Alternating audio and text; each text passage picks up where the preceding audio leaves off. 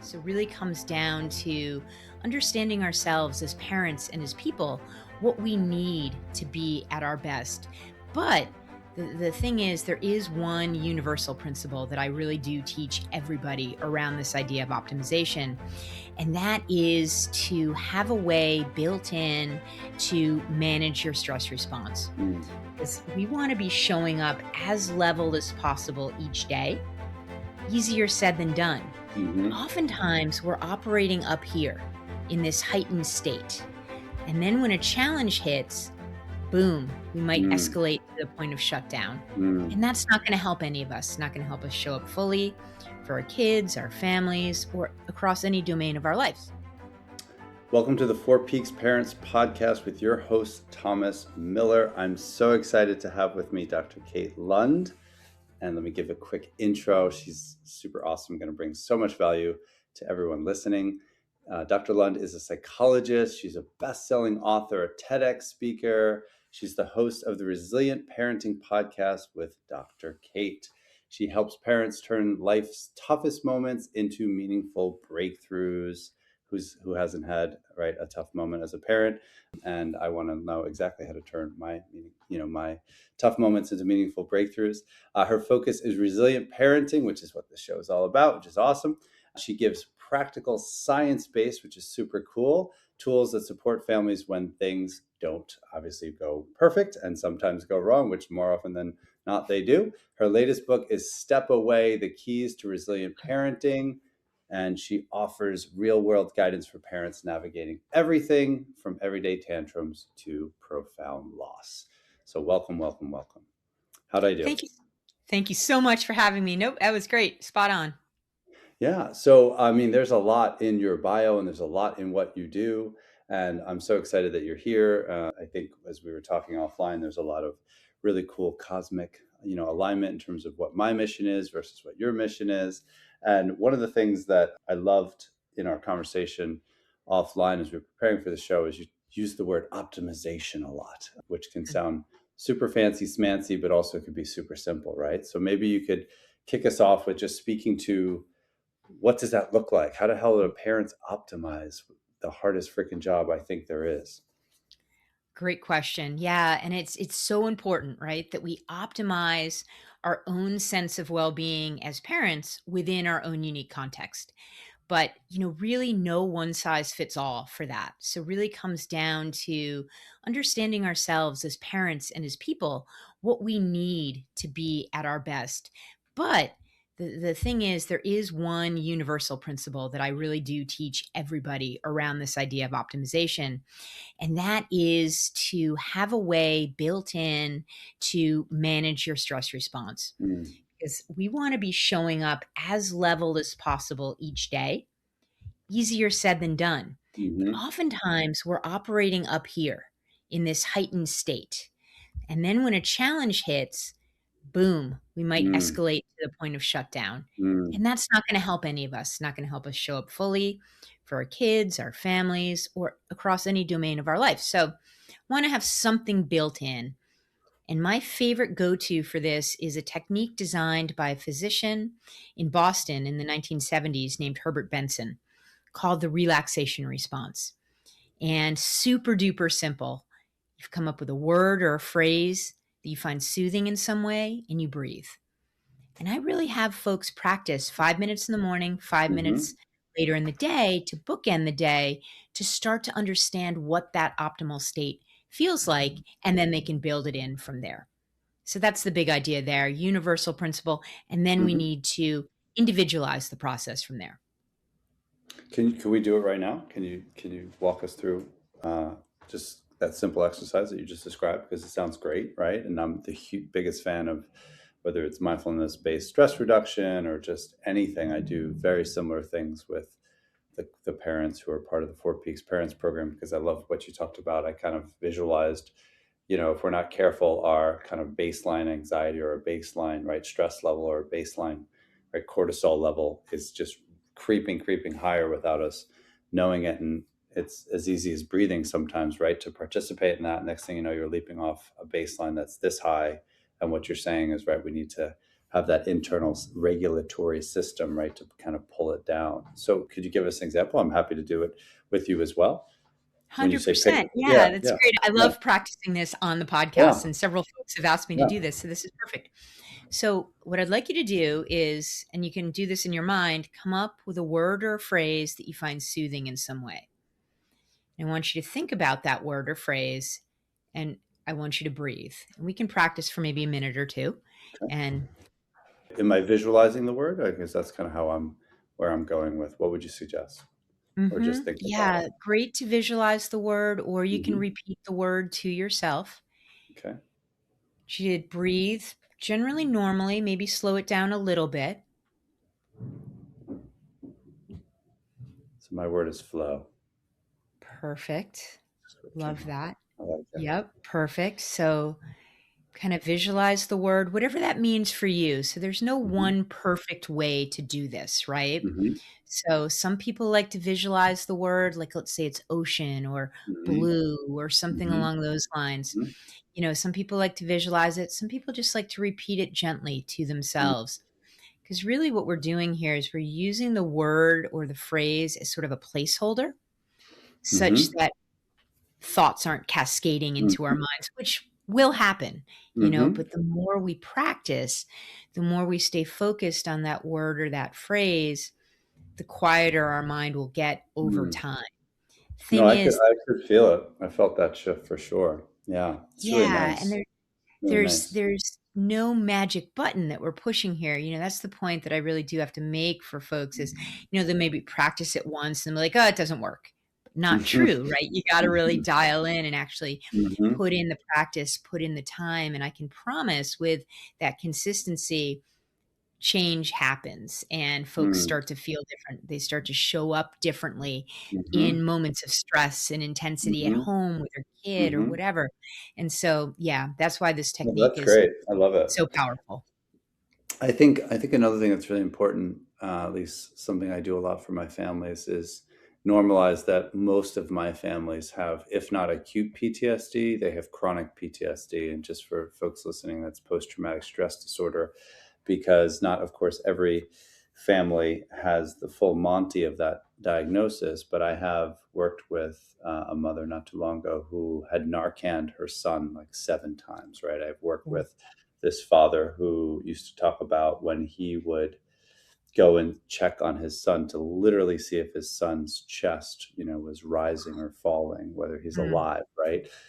Think about how you start your day there. He would step Oh, on, I forget which step it was, but some step and it would creak, right? And that, think of, the olfactory associations of trauma, the sound memories, right? The kinesthetic memories. So there's a squeak, right? So there's a sound memory there. There's a kinesthetic memory there.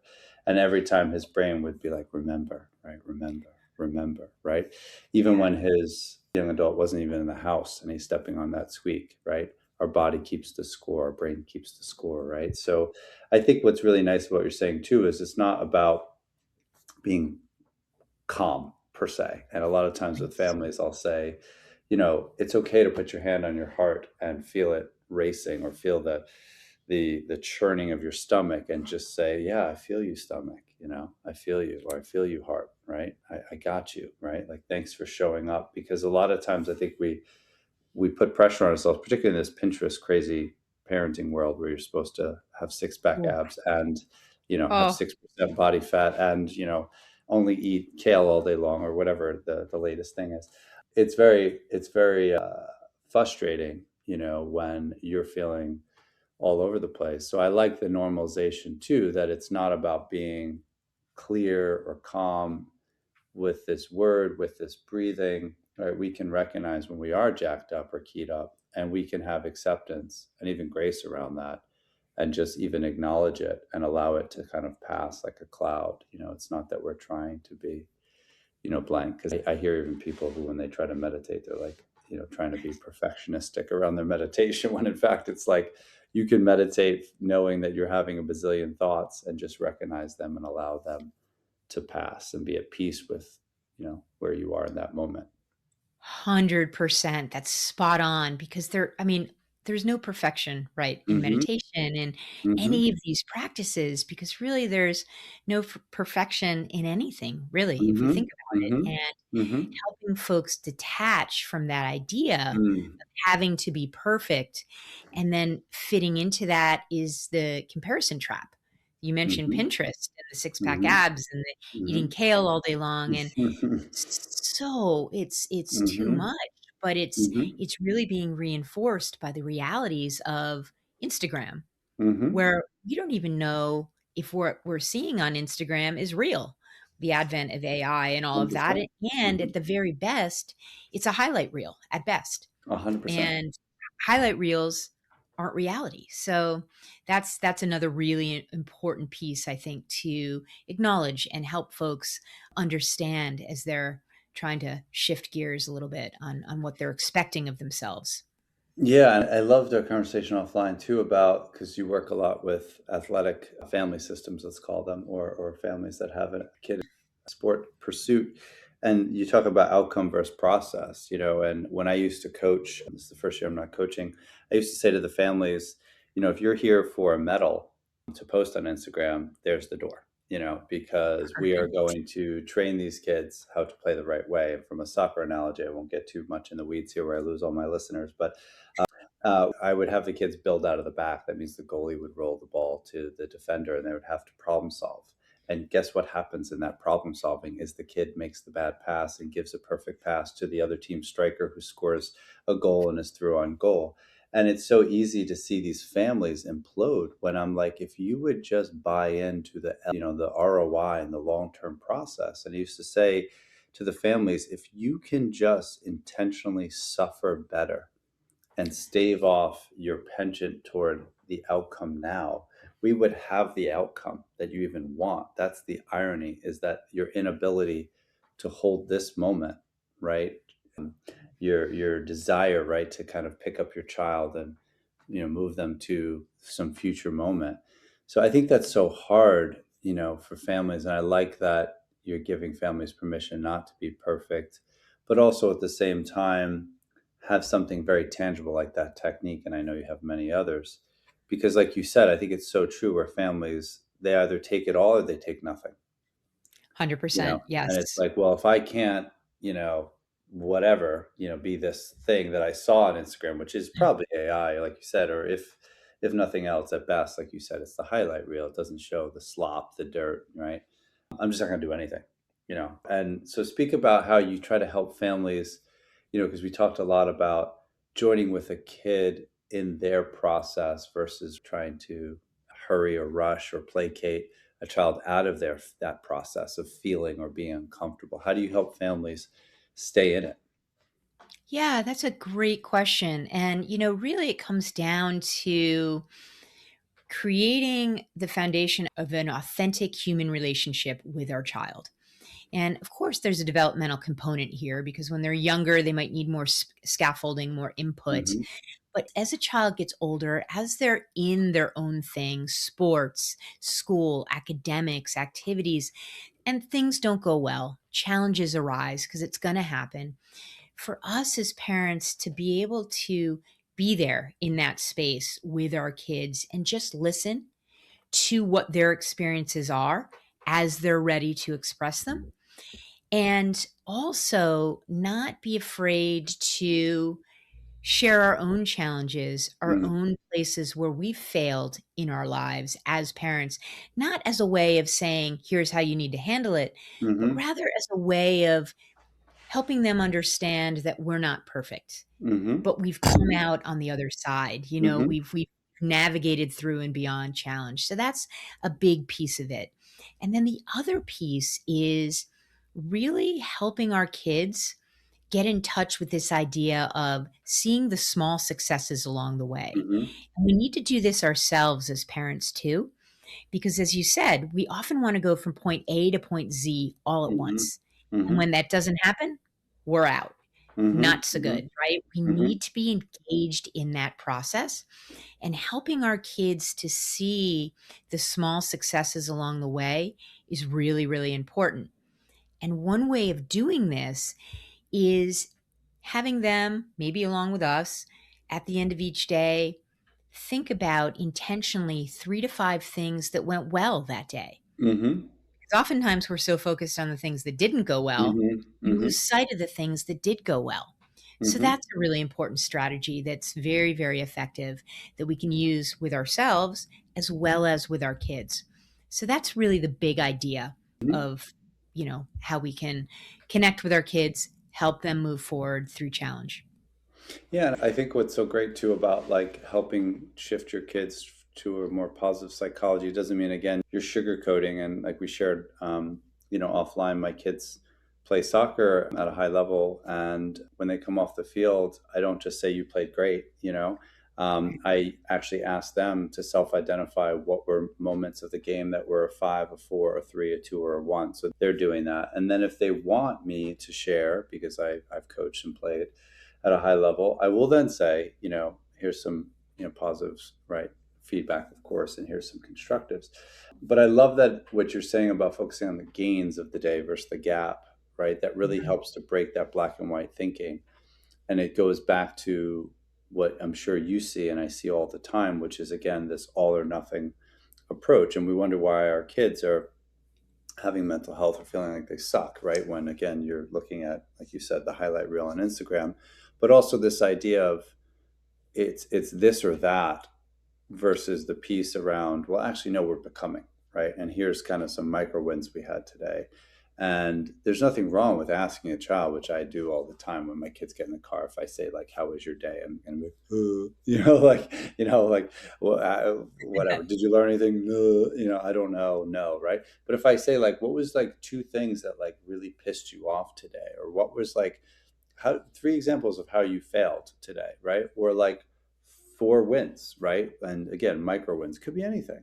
I think that's a really nice shift. Number one, it's like you said about authentic, and it allows us to attach to our kids moment by moment and create this like string effect. Versus again, I'm good, I'm bad, I'm this, I'm that, right? I'm a great this thing, I'm a horrible this thing. So I think that's really important. Do you see a lot of families really struggling? Because I know I do, with letting their kids kind of hold their feelings, and the sense of, I use the hot potato analogy a lot with families. I say, when you play hot potato at camp, you would just take the potato and just throw it. But if you actually take the potato and kind of pass it back and forth from hand to hand, you don't burn yourself. And to me, that's about containment. And I just feel like I see so many families trying to usher their kids to joy that they don't realize they're, trying to minimize the discomfort to maximize the comfort, but it doesn't work that way. Do you see similar struggles? 100%, yes, and you're spot on with what you say, it just doesn't work that way. If we try to shield our kids from all of the discomforts, all of the challenges that are inevitable, right? Day to day for all of us, we're not doing them a service for later on when the challenges, the stakes are just gonna get higher. Mm-hmm. So, yes, so important in a developmentally appropriate context to allow our kids to sit with their feelings and navigate those feelings within whatever it is their context is, you know? Mm-hmm. And it's easier said than done because it's Mm-hmm. it's painful for us as Mm-hmm. parents to Mm-hmm. watch our kids struggle, Mm-hmm. to see them hurting, all of it. But again, the longer term gains are so powerful as opposed to that, short term gain of, Mm-hmm. "Oh, my kid is happy now." Mm-hmm. But in the longer term, they're not gonna be able to navigate that challenge. They're Mm-hmm. gonna hit something that has a higher stake and is gonna knock them down even harder. And in that, we're not doing any of us, parents or kids, Mm-hmm. a service. And what are the perils of that? I mean, setting this child up to quote unquote be happy, as opposed to have the emotional bandwidth or range or capacity, right? I always use the analogy of those fat, stubby rubber bands. Like, I absolutely hate those. Like, you can do nothing with them other than put them on a lobster claw or maybe old school wad of cash, but whereas the other ones that are kind of thinner and really flexible, you could do a million things with those rubber bands, right? You can use them So what do you see as what's perilous about that process of short-term, right, vision versus long-term vision for parents? Well, we're robbing our kids of the opportunity to develop problem-solving skills, to manage their own emotions in a way that's healthy, right? And then Mm, those two things, coupled with a lack of problem-solving skills, can really hold our kids back from reaching, let alone maximizing their potential. And I see other pitfalls. Kids might, in more extreme cases, or even more, I'm seeing it more and more these days, start to self medicate mm, with substances and mhm, thinking that, oh, I'm just doing it this once. But then mhm, it becomes a pattern of mhm, coping, mhm. so it really sets our kids up for unhealthy coping strategies, whatever that might look like. Um, and there's Yeah, a whole myriad of the things. numbing out, right? I mean, because it's like the vape is the same as the right screen for hours on end, as the video game, Mhm. as the whatever. Yeah, it's a numbing out for that discomfort because their brains are typifying this as aberrant, right, and unfamiliar, and there's no pattern recognition yet, right? Because they were, like you said, robbed of that ability to just sit in it. I always And say, oh, "Oh, sorry, go." go ahead. I was No, just gonna no, say no. underlying that is a lack of belief in Mhm, themselves mhm, and their own abilities, which is another big issue with this, because we need our kids to believe in themselves mhm. from the inside out within their own unique context in order for them to move towards their potential. Yeah, I think that's such a good point too. It's sort of like the integration of all these things, right, becomes the composite of that formation. And I see, as I know you're working with athletes, I see a lot of clients, families that I'm coaching, working with their kiddos, and again, you wonder where it comes from. The apple doesn't fall far from the tree. Is that their identity formation is so crystallized or concretized around said thing. And I think of myself a lot in the sense that I was a photo major to start. I was on a soccer scholarship, majoring in photography. So if you would have talked to me then, my identities were photographer or creative, and soccer player. And then it was shift to social work, which forced me to leave the team because I was so knee deep into photography and didn't have the funds to extend beyond the 4 years. And so I took 21 credits in my fall of junior year of social work, and I almost was suicidal. But anyway, aside from that, it was the best thing ever, but it was insane at the same time. So that became social worker. And then I think of, along the way, I became healer. I became therapist. I became clinical director. And those are less titles, but all through that, I would say a bigger identity that I attach to for me is servant leader, because I Mhm. could be a servant leader running a bagel store, believe it or not. I can be a servant leader being the director of HR. I could be a servant leader as a father, as a husband. I could be a servant leader as a soccer coach. But when we're over identified, right, to I'm this thing, I mean, I have so many families I work with where unfortunately their kid tore their ACL, or this happened, or the Mhm. college coach who recruited them is not. I mean, there's so much stats that the college coach that recruits a child is not the coach for the 4 years. I forget the exact how many coaches someone will have, but it is like 99.9% almost true. Maybe it's not 99, but it's a very high percentage. So even 100%. just that, right? You got recruited, you were brought in, you were the golden whatever, and now you're kind of pushed off to the ether. So that idea of neuroplasticity, cognitive plasticity, or malleability is so important. And how do you help families that are so kind of cognitively rigid and fixated on my child being this thing, or I am this thing, or we are this thing, because life is going to give them lemons and life's going to ask them to move. 100%. I could not agree more. It's a process, easier said than done, and easier with some families than others, right? Hmm. But Hmm. to help them to expand that view of we're this, my kid is Hmm. this, or Hmm. even worse than that, my kid has to be this, Right. and really the psychoeducational piece around, well, particularly if the kid is expressing that they might want to explore avenues beyond, let's just use soccer as an example, Mhm. Mhm.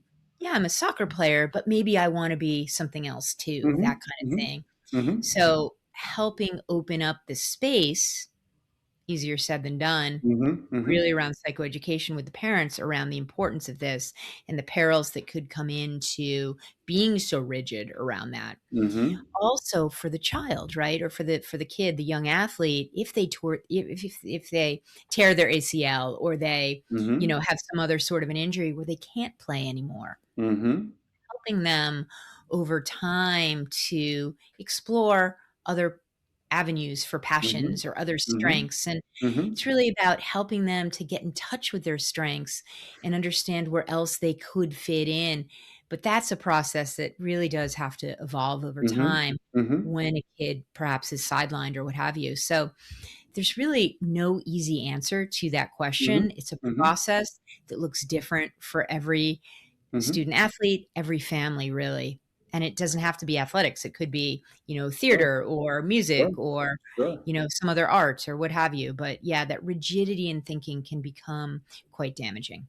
Yeah, it's about anything really. It's about needing to go to said college or said this or said title or said job. And I mean, how many folks have you met in your career who got to the mountaintop and realized it was pretty lonely up there, or they don't like it, or it's kind of a trap, right? And I think the piece that you're saying, I'm kind of just the word strength finder is coming to my brain, or this notion that we have to be a strengths finder for our kids, help our kids find their own strengths. Of course, we can't just, Mm.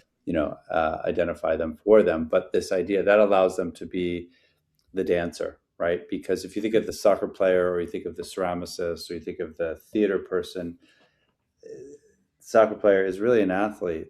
Soccer player is also a leader. The dancer is, or the artist, or the theater, same thing. You're a leader. You're great with teams. You're probably incredibly emotionally intelligent if you're an actor. You're, also working on a million things, from delaying gratification, perseverance, grit. I mean, I had this young woman I was working with not that long ago who was looking at her come up, her career, as kind of from a zero sum analysis, where if she doesn't play in college, it was all for naught. And I was like, so the nights you stood in the rain, this is Northeast person, 33 degrees, in the rain, which I've played, and practiced in and coached in, and also sat on many sidelines where it's 33 degrees. Everyone thinks like the snow is the worst in the Northeast. It's actually March is the worst to be a parent, because it's 33 degrees and you almost wish it was just freaking snowing already. Um, but but there's so much there that you know is a composite. And I think that's a really nice point you make about helping your kids not kind of become diffuse when one identity breaks down. How do they keep, kind of call out of that if even if that identity may not be dead with an ACL, you could still come back. But let's say it literally is an end. And we're not playing Sure. in college, or I'm changing majors or whatever. Helping that child to be almost doing some succession planning around their identities is pretty cool. Yes, and it's vital. It really, really is vital because, you know, it really ties into this idea of believing in what's possible for them Mm, on mm, the other side of whatever the challenge might be, and I think that's a mhm, really core aspect of all of this work to help our kids, help our families to believe in the possibilities on the other side of mhm, the challenges, because mhm, oftentimes that possibility, that sense of possibility gets lost. mm. I like that. How do you cultivate that? How do you cultivate the art of possibility?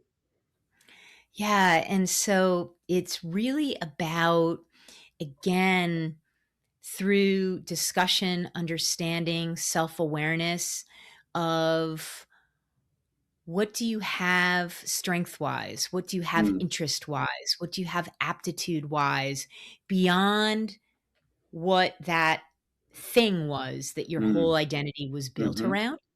That kind of an exploration, that type of an understanding really leads us in the direction of possibility, mm, coupled with that idea of, sitting down at the end of each day and thinking intentionally about 3 to 5 things that did go well, as Mhm. opposed to all of the challenges, Mhm. all of the things Mhm. that didn't go well, which, of Mhm. course, we have to contend with. We have to manage through them. That's Mhm. not we're not sugarcoating anything, Mhm. but we also wanna kinda neutralize or at least tip that lens in that positive direction a little bit to open up the scope of, maybe there are things out there for me. Maybe there are other opportunities, alternatives.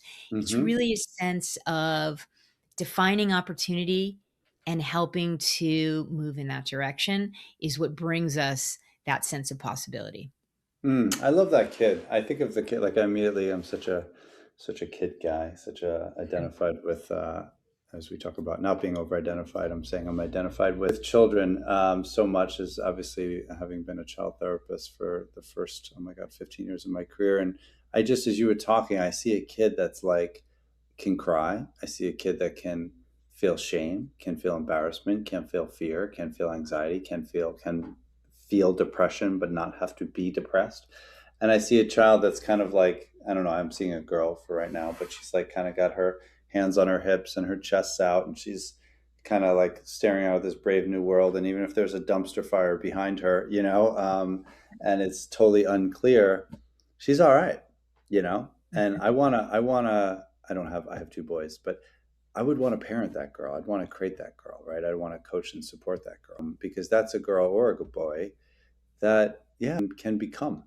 And I think what you're saying is so liberating, but I think for so many families, it's just so scared, so scared. And Mhm. what I see, particularly, in a lot of the families I work with, is they open their brains up and they just let whoever pour some crap, that's more often than not crap into their brain. And I see it, of course, in the psychotic soccer world that I'm in, where these families, buy hook, line, and sinker the pyramid promise of where their child will be. I see it obviously in the boarding school world. I see it obviously in the whatever the Ivy League, this or that. I have this family start working with their son is like third in the class and is like having a meltdown because he's not salutatorian. And I'm like, you know, trying to empathize with bro a little bit, but I'm like, there is no ROI, in my opinion, between third and salutatory. There's none. I mean, how many clients do I have that have gone to Salem State and are ridiculously successful? No hate on Salem State, or just using a state school. The school I went to, CW Post, was and probably still is like a 95% acceptance rate. So, and I think I'm doing all right. Jury's still out, maybe, but it's what a beautiful thing you're describing, and I can just see it. And I go back to my own word that I picked through your exercise of flow. I think that's hard for families. It's Why do you think very, that? very Yeah. hard.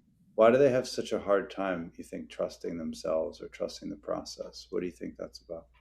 Trusting the process, and I love the point that you make about you can be successful wherever you go to Mm, college or mm, school, boarding school or high school or mm-hmm, what have you. mm-hmm, It's really what you're bringing to it and what you're taking mm-hmm, from it and what you're mm-hmm, creating while you're there. And I mm-hmm, really do believe that. And I think a big challenge for folks in all of that is the comparison game that they fall mm, into.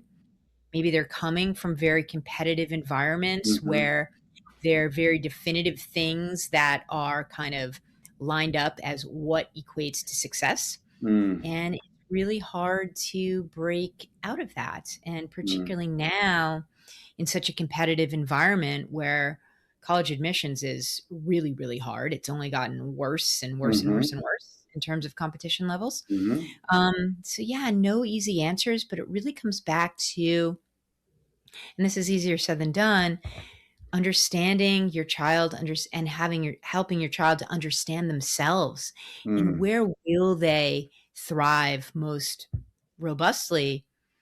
And it's not necessarily going to be lined up with the name brand or what have you. mm-hmm, It's just mm-hmm. there's so much possibility beyond that, but that's a really, really hard, piece for folks to integrate into their understanding until they're in it. It's so sad though when you think about it that you would be in a typecasted linear track. I mean, that feels to me like the original story of Cinderella.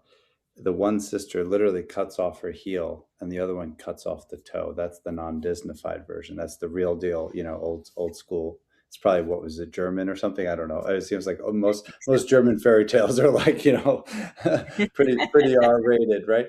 And to me, that's literally about conformity and forcing a bloody stump into a shoe. And it is sometimes, I'm sure for you too, I look at some of these families and in a completely compassionate, empathizing way and joining with them and gargling their worldview. I have so much empathy. However, I'm like, this is so obvious. Like, why are you buying into this? Because there's a compression of yourself as a parent. You used the word earlier, authentic, you used the word your context, your child's context. I think people don't realize that, yes, we are a context, right? My child is a Mhm. context. And it's okay to color outside the lines. It's okay to be curious. When we were talking offline, you did a nice job of, sharing about how we have to be much more curious, interested in our kids' perspective, right? I mean, how Mhm. often, if we're in that, bear down, like, kind of way of white knuckling our life as a parent, we're not really allowing ourselves even to figure out, who we are. Where am I parenting from? You know, who am I parenting like? One activity I do a lot with parents is I say, who are you jealous of? Because Mhm. jealousy is a roadmap to me. I think it's actually very helpful. Mhm. And they're like, look at me like I'm crazy. I'm like, no, seriously, which parent are you jealous of? And I have them name 5 parents, whether they're 5 physical people in their community or the world or archetypes. And then Mhm. when we Mhm. start breaking down why it is, sometimes there's a really good why. Oh, I'm jealous of my neighbor because they're a teacher and that's why they can go to their kids' stuff, right? It's like, well, Mm. let's break down that paradigm. First off, there's a shit ton of thinking errors in there, but I get it. I get it. So cool. Let's be jealous of so and so, right? Because they're more present. Ah, you want to be more present. Let's look at what that looks like, right? Oh, you're jealous of the whoever it is, right? The mom who looks amazing all the time. She's just amazing. She looks fantastic, right? Well, why is that? So I think that's helpful. And what I've learning from this whole conversation is like how little parents spend time on their own kind of parenting process. How easy it is to just hook, line, and sinker, drink the Kool-Aid, bear down, so on and so forth. So I know you're going to say the same thing you've said several times, which is no simple answer, you know. Um, but how do you? Because there isn't. But how do you? I don't know. Is it lend them courage? Like, what do we need to do to like get parents to realize like we're all badass. We're all doing this hardest freaking job in the world, and we're becoming. And I don't need to look like X, Y, and Z. Or if I am jealous of so and so, cool, let's be intentionally jealous. So I can then integrate more of this person or that person. Oh, I'm jealous of that dad. He's more playful. Oh, I'm jealous of that mom. She's able to really say no and not feel guilty, right? That's helpful. What do you think we need to 100%. give parents to get them to like lighten up or loosen up or become a little bit more themselves? Yeah, that's such a great question, and you kind of were answering it as you were just talking, which I think is so cool because it really comes down to awareness, awareness of ourselves. Not only what do we need to be optimal in our parenting Mm-hmm. and show Mm-hmm. up optimally across domains of our lives, but how are we coming across? It's that Mm, emotional intelligence piece. How mm, does our way of communicating, our way of being impact others, i.e., our children or our families or, whatever else it is we're doing? So understanding ourselves fully from that perspective. And I think I love that exercise about naming 5 parents that you're jealous of and then breaking that down mhm, because that kind of a process really bolsters and accentuates our understanding of mhm, ourselves. mhm, And the more fully we understand ourselves and can sort of integrate that understanding into our way of living and being, mhm, we'll be integrating who we are. And then that comparison trap will naturally dissipate a little bit Mm, because we'll be able to more readily accept ourselves for who we are. mm, And easier said than done, isn't going to work mm, perfectly.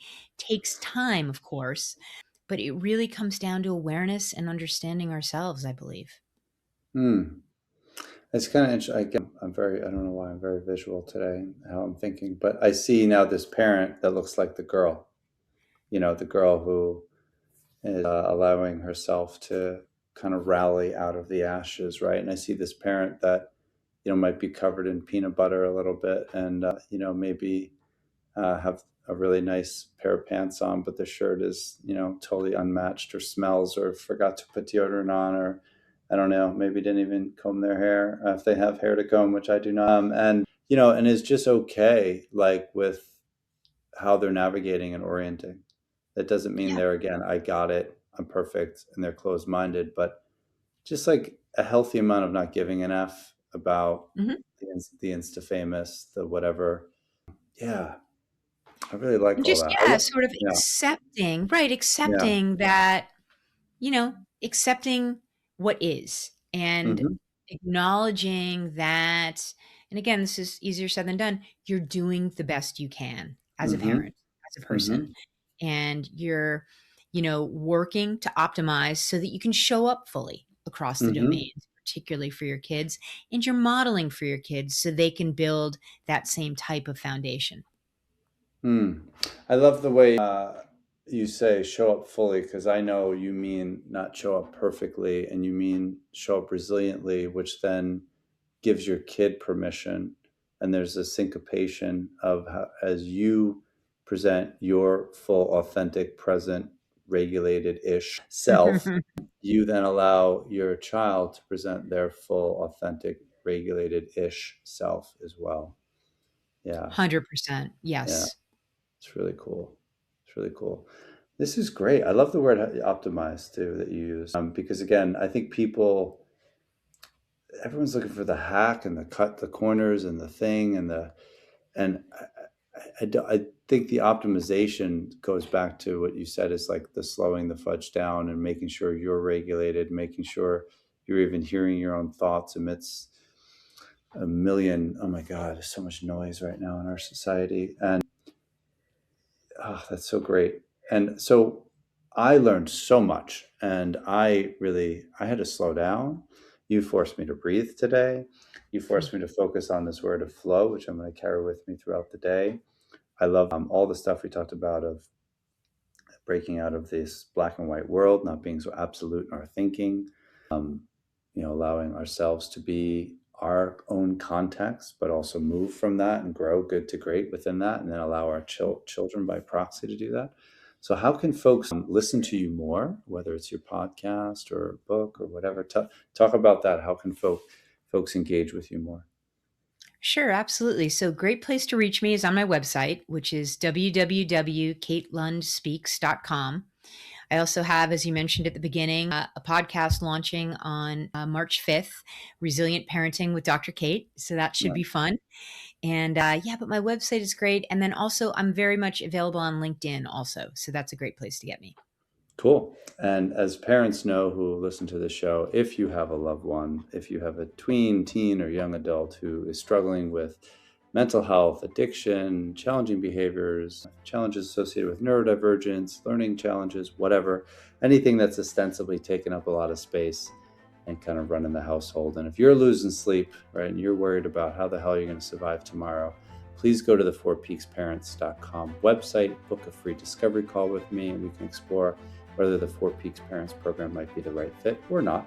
There's also ways to sign up for the free newsletter that will send you tips, tools, and strategies right to your inbox. And please keep liking, sharing, and following this podcast. Thank you so much, Dr. Kate Lund. You were such an amazing guest, and I'm going to try to keep flowing. Well, thank you so much for having Yeah, me. This has been a great conversation. good. Likewise. Thank you, everybody. Keep listening. Stay courageous, parents. Be well. Bye.